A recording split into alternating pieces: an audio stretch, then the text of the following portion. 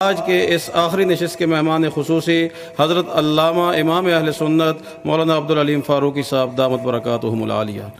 بسم اللہ الرحمن الرحیم۔ الحمدللہ وکفی والصلاة والسلام علی سیدنا المصطفیٰ وعلی آلہ واصحابہ وبارک وسلم تسلیما کثیرا کثیرا طیبا مبارکا فیہ مبارکا علیہ کما یحب ربنا ویرضا جل جلالہ عم نوالہ۔ رب اشرح لی صدری ویسر لی امری واحلل عقدۃ من لسانی یفقہوا قولی۔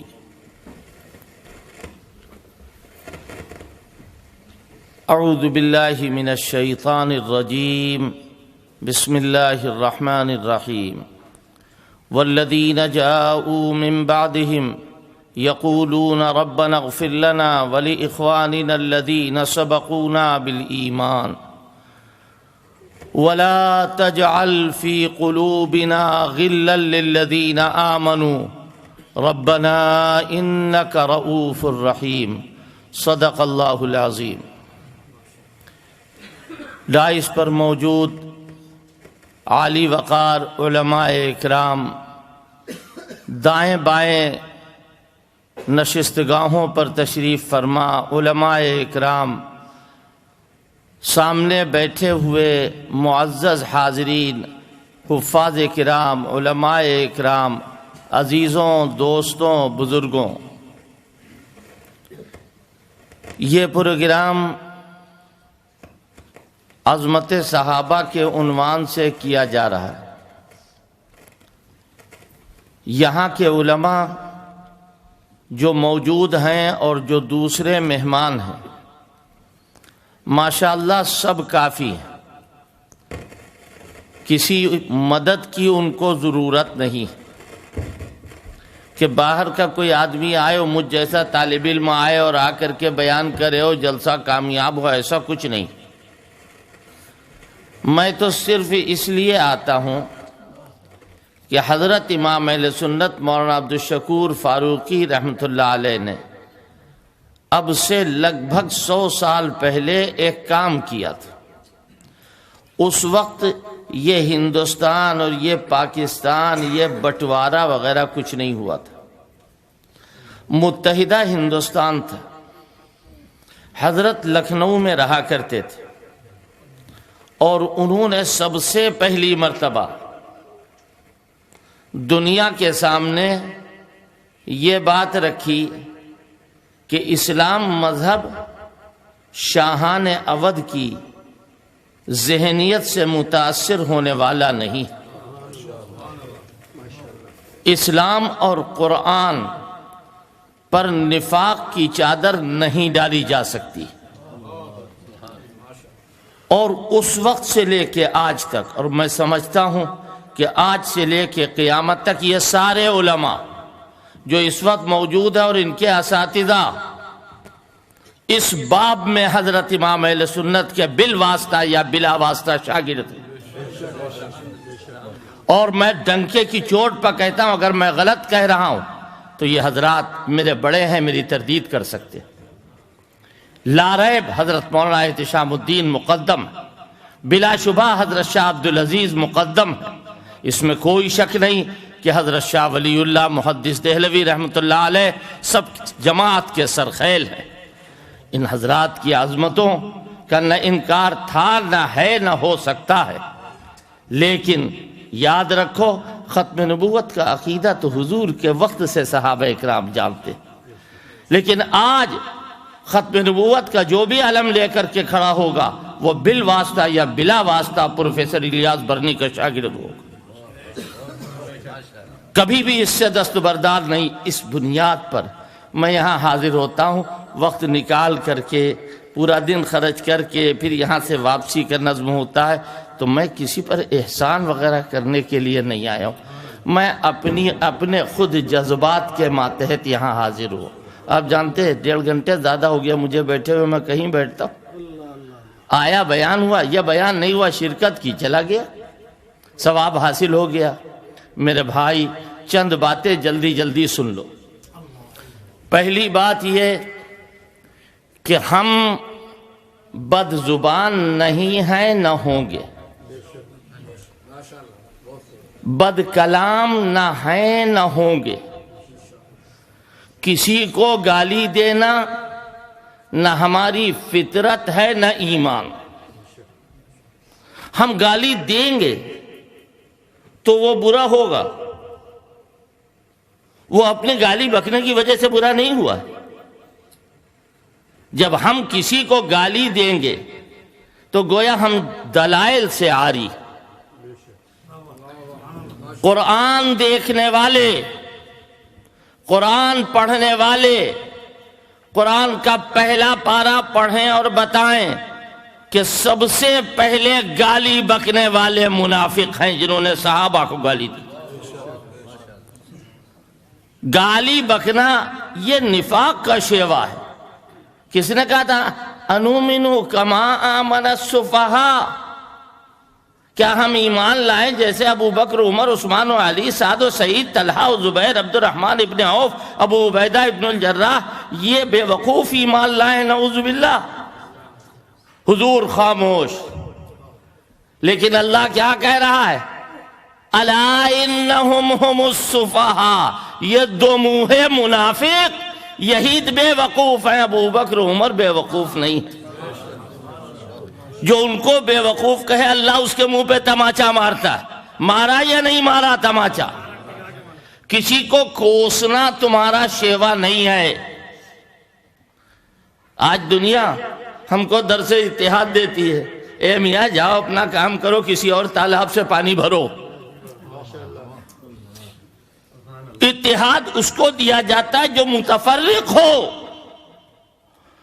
متحد اسے کیا جاتا ہے جو منتشر ہو۔ متحد تو اتحاد اس کے اندر خود موجود ہے، پھر اتحاد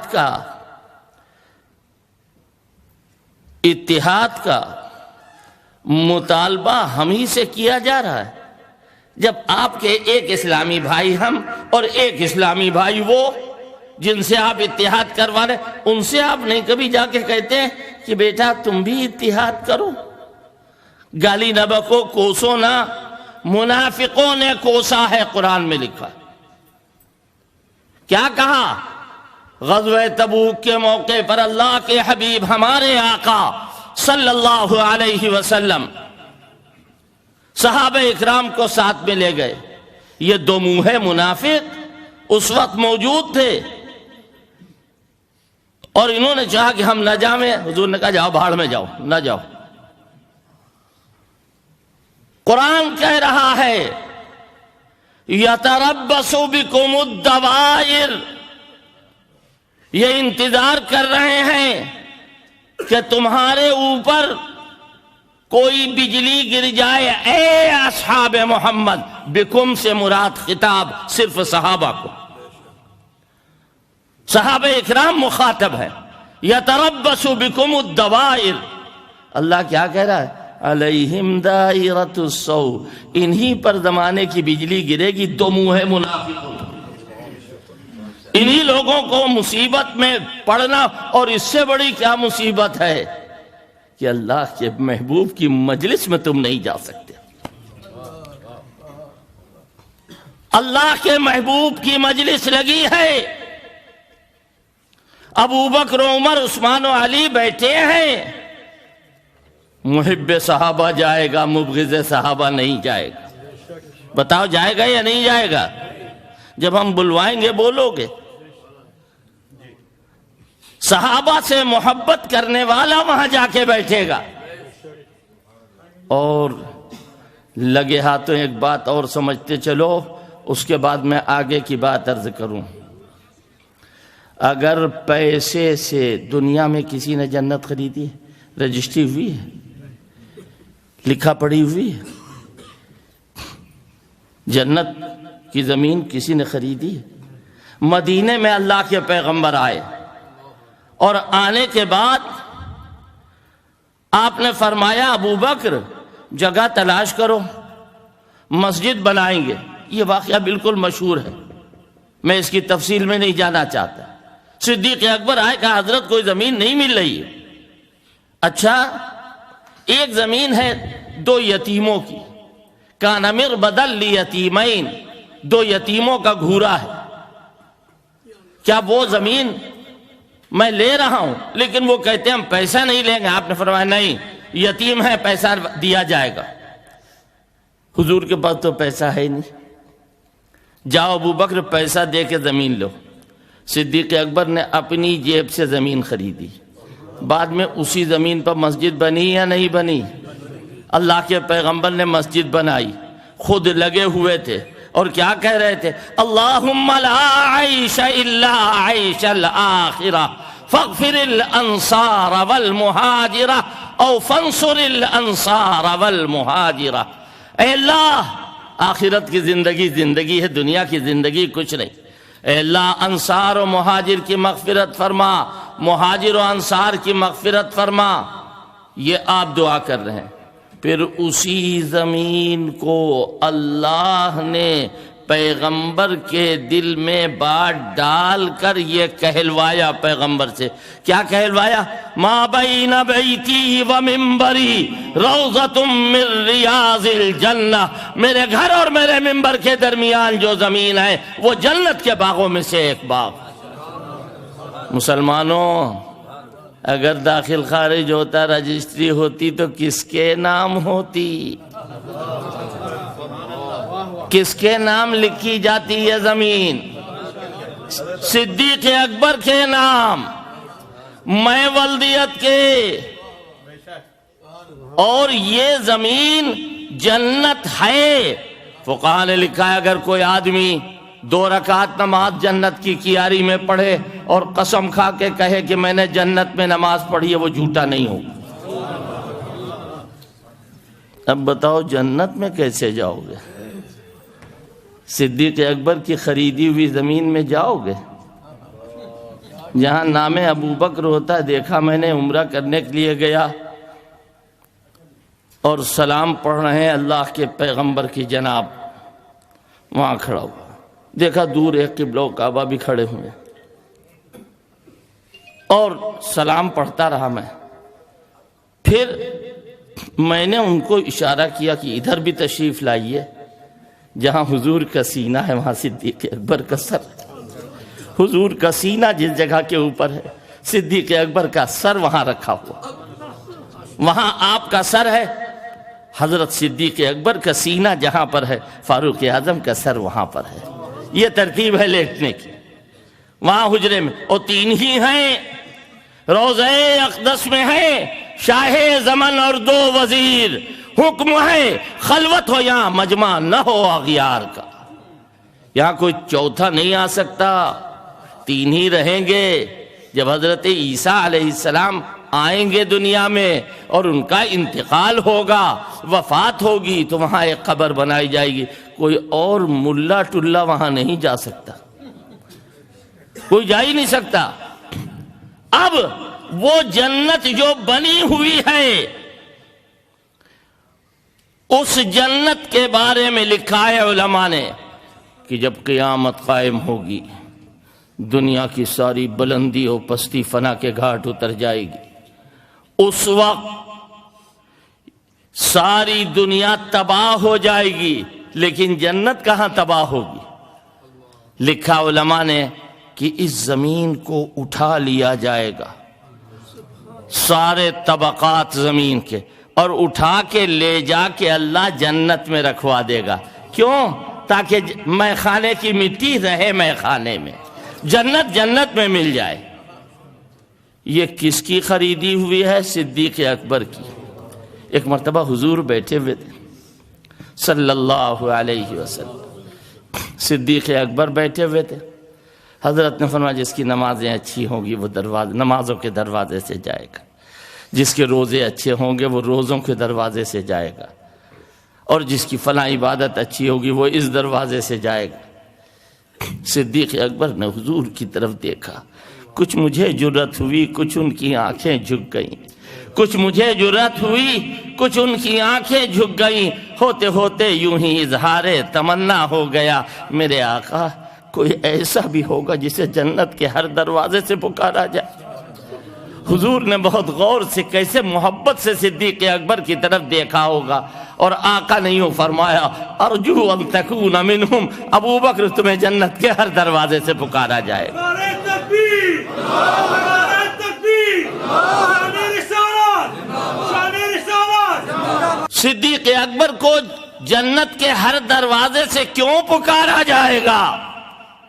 پیسہ دے کے دنیا میں جنت انہوں نے لی ہے، اور یہ جنت کے سب سے بڑے حقدار ہیں۔ اب بتاؤ، صدیق اکبر کی محبت قائم کرو تو ابو بکر کی جنت میں جانا، اور اگر محبت نہیں ہے، منافق بننا چاہتے ہو تو جہنم بہت بڑی تیار ہے، وہاں جانا۔ یہ فیصلہ ہے جس پر قرآن اور حدیث سب شاہد ہے۔ یہ بات ضمنی طور پر میں نے عرض کی تھی۔ میں تو عرض یہ کر رہا تھا کہ صحابہ کی محبت ایمان کی محبت، اور صحابہ سے نفرت ایمان سے نفرت۔ صحابہ اکرام ایمان کی جان ہے۔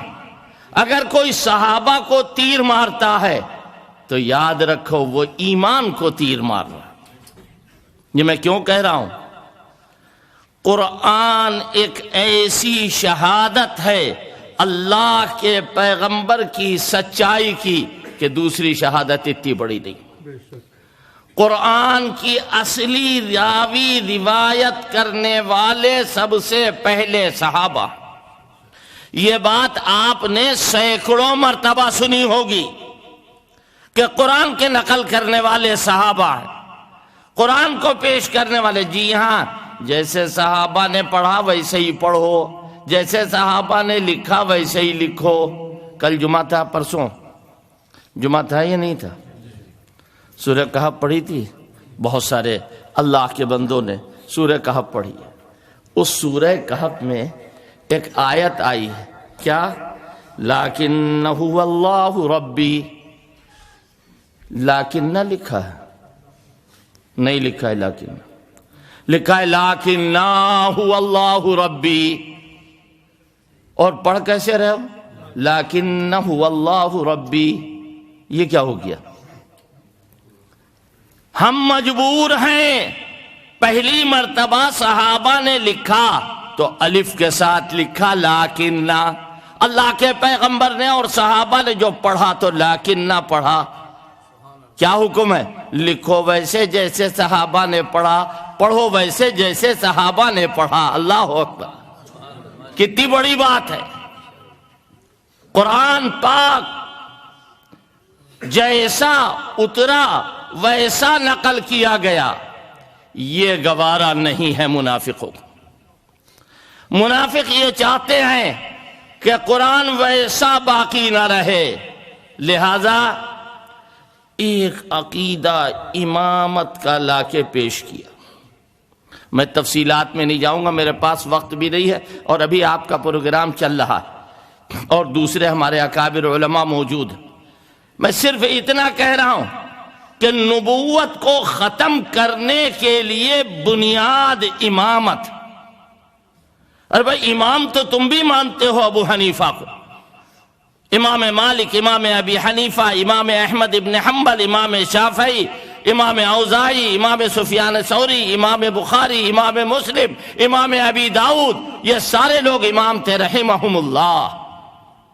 لیکن یاد رکھو، کوئی امام معصوم نہ ہے، نہ ہو سکتا۔ صحابہ بھی معصوم نہیں۔ کیوں؟ اگر نبی کے بعد ہم کسی کو معصوم مان لیں گے تو ختم نبوت پر عقیدہ باقی نہیں رہے گا۔ ابھی آپ کچھ کتابوں کے حوالے سن رہے تھے، میں تو آپ کے سامنے حوالے بالکل نہیں پیش کرنا چاہتا، صرف قرآن، لیکن اب بات آ گئی ہے تو ایک حوالہ۔ امام کتنے ہیں؟ کہا اتنے ہیں۔ آگے چلو، کہا جرا لہو من الفضل مثل ما جرا لمحمد علیہ السلام۔ اماموں کا وہی مقام ہے جو محمد کا مقام۔ یہ ہے اسلام کے خلاف ایک متوازی مذہب جس کو منافق ڈیل کر رہے ہیں۔ یہ منافق اسلام کے خلاف ایک مذہب چلا رہے ہیں. ہم کہتے ہیں گالی مت بکو، کسی کو برا نہ کہو، کسی کے بارے میں کوئی گھٹیا لفظ مت بولو، کسی کو چڑھاؤ نہیں. آپ نے اس کانفرنس کا عنوان ڈبل رکھا ہے، عظمت صحابہ و اہل بیت. ہے یہی عنوان یا نہیں ہے؟ کہا ہر چیز کا مصداق بدل دیں گے. اہل بیت کتنے ہیں؟ کہا 5. خدا کے نور سے پیدا ہوئے ہیں چاروں تن، اللہ، محمد، علی، فاطمہ، حسن، حسین. اس کو گھٹیا انڈین شاعروں نے بھی اپنے وہاں نقل کر دیا عربی میں، اور اس کو مسلمانوں نے یعنی سنیوں نے اہل سنت جماعت میں اپنے گھر پہ لکھ کے لگا دیا. کیا؟ لِخَمْسَةٌ اُطْفِي بِهَا حَرَّ الْوَبَاءِ الْحَاتِمَةِ الْمُصْطَفَى وَالْمُرْتَضَى وَابْنَاهُمَا وَالْفَاطِمَةِ. کہ یہ نجات کا راستہ کا مثل اہل بیتی کمثل سفینۃ نوح من رکبها نجا ومن ضیعها غرق. اہل بیت کی مثال نوح کی کشتی کی طرح ہے، جو اس پر بیٹھ جائے اسے نجات ملے گی. ان عقل والوں سے یہ پوچھو کہ کشتی دریا میں چلتی تو کیسے؟ یہ جہاز جو چل رہے ہیں نا، یہ بیڑے بڑے بڑے سمندروں میں پڑے ہوئے ہیں، ایروپلین کے اوپر سے نظر آتے ہیں، یہ کیسے چلتے ہیں؟ رات میں ان کو راستہ پہلی مرتبہ کیسے پتا چلا؟ کہا ستاروں کو دیکھ کے راستہ حاصل کیا، ستاروں نے راستہ بتایا. اور قرآن میں بھی لکھا وَبِالنَّجْمِ هُمْ يَهْتَدُونَ، ستاروں کے ذریعے راستہ معلوم ہوتا ہے. اور صحابہ کے بارے میں کیا کہا؟ اصحابی کالنجوم، صحابہ ستاروں کی طرح ہیں، اہل بیت نوح کی کشتی کی طرح ہیں. اہل بیت کی کشتی میں بیٹھو اور صحابہ سے ستارے راستہ حاصل کرو ورنہ غرق ہو جاؤ. ایک سے کام نہیں چلے گا. یاد رکھو، اگر کنٹرول روم سے تمہارا کنیکشن ختم ہو جائے گا تو تمہارا جہاز ختم. کتنے جہاز غائب ہو گئے، پتہ نہیں چلا کہاں چلے گئے. کیوں؟ ان کا تعلق راڈر سے ٹوٹ گیا. جہاز ہے، راڈر صحابہ اکرام. اگر ان سے تعلق ختم ہو جائے گا تو یاد رکھو پھر غرق ہوئے بغیر رہ نہیں سکتے ہو. یہ بات میں نے اس لیے عرض کی کہ اہل بیت تو بہت بڑی چیز، لیکن اہل بیت کا بھائی دیکھو، حضرت فاطمہ اہل بیت ہیں، حضرت علی اہل بیت. اس سے کہو جو انکار کرے. ہم کہاں انکار کر رہے ہیں؟ ہمارا کہنا تو یہ ہے کہ قرآن میں جن لوگوں کے لیے آیت نازل ہوئی ہے، آیت تطہیر، اس سے مراد ازواج مطہرات ہیں. کیوں؟ ہم کہتے ہیں ہماری اہلیہ نے یہ بات کہی، آپ کہتے ہیں ہمارے اہل خانہ نے یہ بات کہی، کوئی کہتا ہے ہماری گھر والی نے یہ بات کہی، کوئی کہتا ہے ہمارے گھر میں یہ بات کہہ رہی تھی. یہ کیا مطلب ہے؟ جب گھر کی نسبت جس کی طرف ہوگی اسے گھر والا کہا جائے گا. لہذا نبی کے گھر کی نسبت ہمیشہ ازواج مطہرات کی طرف ہوگی. وہ نبی کی بیویاں ہیں. اور حضرت فاطمہ رضی اللہ عنہا وہ اہل بیت علی ہیں. جب آیت نازل ہوئی تو اس فضیلت میں حضرت فاطمہ و حضرت حسن و حضرت حسین سب کو حضور نے داخل کیا. ہم سب کو اہل بیت مانتے ہیں، لیکن اولیت جسے تھی منافقوں نے کہا نہ، ان کو گرا دو، ان کو ختم کر دو. میرے بھائی غور کرو، یہ دین اور یہ ایمان جو چل رہا ہے، اگر نفاق کی گندگی اس کے اندر آ جائے گی تو سارا کام ملیا میٹ ہو جائے گا. مقام صحابہ کیا ہے؟ مقام صحابہ کیا ہے لوگوں کو نہیں معلوم. یاد رکھو، اللہ کے نزدیک صحابہ کو برا کہنا عرض کروں ایک بات، شاید اس سے پہلے آپ کے کان میں نہ پڑی ہو۔ دیکھو دوا ہوتی ہے نا ہر مرض کی۔ نماز نہیں پڑھ رہے ہیں، یہ کرو تو نمازی بن جاؤ گے۔ جھوٹ بولتے ہیں، یہ کرو تو جھوٹ دور ہو جائے گا۔ روزہ نہیں رکھ رہے ہیں، یہ کرو تو روزے دار بن جاؤ گے۔ اب دیکھو گناہ میں جتنے گناہ ہیں سب کی دوا ہے، لیکن عداوت صحابہ کی کوئی دوا نہیں، وہ لا علاج مرض۔ کیا کہا؟ بھائی تمہارے دادا کی طبیعت خراب ہے، جلدی جاؤ۔ وہاں گئے، ڈاکٹر صاحب کیا حال ہے؟ کہا بھائی اب تو ہم مایوس ہیں، دوا کا تو ان پر کوئی اثر نہیں ہے، جاؤ دعا کرو۔ اگر ہندو ہے تو اپنے حساب سے کہے گا، اور کوئی مذہب والا ہے تو اپنے حساب سے کہے گا کہ جاؤ دعا کرو۔ کیوں؟ جب دوائیں فیل ہو جاتی ہیں تو دعا کام کرتی ہے۔ یہاں جو آیت ابھی پڑھی گئی تھی، میں نے پڑھی، اس میں کیا لکھا ہے؟ ربنا اغفر لنا ولاخواننا الذین سبقونا بالایمان۔ اے اللہ ہم سے پہلے جو ایمان والے گزر چکے ہیں اور ان کے ایمان کے صدقے میں ہمیں ایمان ملا ہے۔ یہ تفسیر حضرت امام اہل سنت رحمۃ اللہ علیہ کی۔ انہوں نے فرمایا، آگے اللہ سکھا رہا ہے، کہو ولا تجعل فی قلوبنا غلا للذین آمنوا، اور اے اللہ ان کی طرف سے تنگی ہمارے دلوں کے اندر کدورت نہ پیدا فرما، اور اے اللہ ہمارے اس گناہ کو معاف فرما دے۔ آپ معاف کرنے والے ہیں، آپ رحم کرنے والے ہیں۔ میرے بھائی، بطور دعا کے مدح صحابہ کی تعلیم، جس کو امام اہل سنت نے نام رکھا ہے وظیفہ مدح صحابہ، یہ مدح صحابہ کا وظیفہ ہے۔ لہذا ایسی صورت میں یہ مرض لا علاج ہے۔ ابھی آپ سے کہہ رہے تھے یہ حضرات، یا اب یہ بول رہے تھے، کہہ رہے تھے کہ صاحب آپ لوگ مستقل طور پر کوشش کیجئے۔ نہیں، آپ کوشش کریں اور مثبت انداز میں مقام صحابہ بیان کر۔ میں منفی ہمارے وہاں کچھ نہیں، کسی کو گالی دینا ہمارا شیوا نہیں، ہر ایک سے محبت کرنا ہمارا طریقہ ہے۔ جو گالی بکتا ہے وہ جانے، ہم تو کہتے ہیں جو گالی بکتا، میں نے منافق کا لفظ اسی لیے اختیار کیا، گالی بکنے والا منافق ہے، کہ جو کوئی آدمی گالی بکے وہ منافق کی سیرت اختیار کر رہا ہے۔ آپ صحابہ اکرام کے مقام کو بیان کریں۔ ہماری جماعتیں جو پورے ملک میں نہیں پوری دنیا میں گشت کر رہی، وہ جماعتیں صحابہ کے فضائل کو بیان کر رہی ہیں، جو بہت بڑا کام۔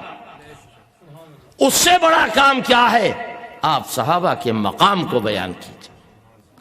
مقام صحابہ، جب صحابہ اکرام کی بات آ جائے، ہم تو نہ معلوم کتنے بھگتان بھگتتے رہتے ہیں سال بھر، بڑے بڑے فیشنیبل لوگ نظر آتے ہیں۔ ہم صحابہ کی تعریف کر رہے ہیں، سب سے بڑے جھگڑالو ہم۔ اور بھائی تعریف کرنے والا جھگڑالو ہوگا یا مذمت کرنے والا جھگڑالو ہوگا؟ جھوٹ بولنے والا، جھوٹ کو عبادت جاننے والا جھگڑا کرے گا، یا جو جھوٹ سے نفرت کر رہا ہے، جو سچوں کا تابعدار ہے، جس کے یہاں سچائی سب کچھ ہے، وہ جھگڑالو۔ لیکن ٹھیک ہے، جب تک اللہ نے زندگی دی ہے، جب تک اللہ نے زندہ رکھا ہے، انشاءاللہ یہ محاذ رہے گا، اور ہم آخری سانس تک اس محاذ پر ڈٹے رہیں گے بتوفیق اللہ تعالی و باذنہ۔ اللہ تبارک و تعالی کی توفیق سے اللہ مزید توفیق ہم کو، آپ کو، سب کو عطا فرمائے۔ یہ بڑا مبارک کام ہے، یاد رکھ، موقع نہیں ہے۔ اور افراد بھی جچے تلے ہیں، اس لیے میں نے چند باتیں آپ حضرات کے سامنے عرض کر دی، ورنہ یہ حضرات بیان کر رہے ہیں ماشاءاللہ سارا بیان معتبر ہے اور کافی ہے۔ اللہ پاک ہم سب کو اپنے اکابر کے طریق پر چلنے کی توفیق عطا فرمائے اور بے راہ روی سے اور کج روی سے ہماری حفاظت فرمائے۔ وآخر دعوانا ان الحمدللہ بسم اللہ الرحمن الرحیم اللہم صل علی سیدنا محمد وعلى آل سيدنا محمد وبارك وسلم عليه ربنا آتنا في الدنيا حسنة وفي الآخرة حسنة وقنا عذاب النار ربنا أفرض علينا صبرا وثبت أقدامنا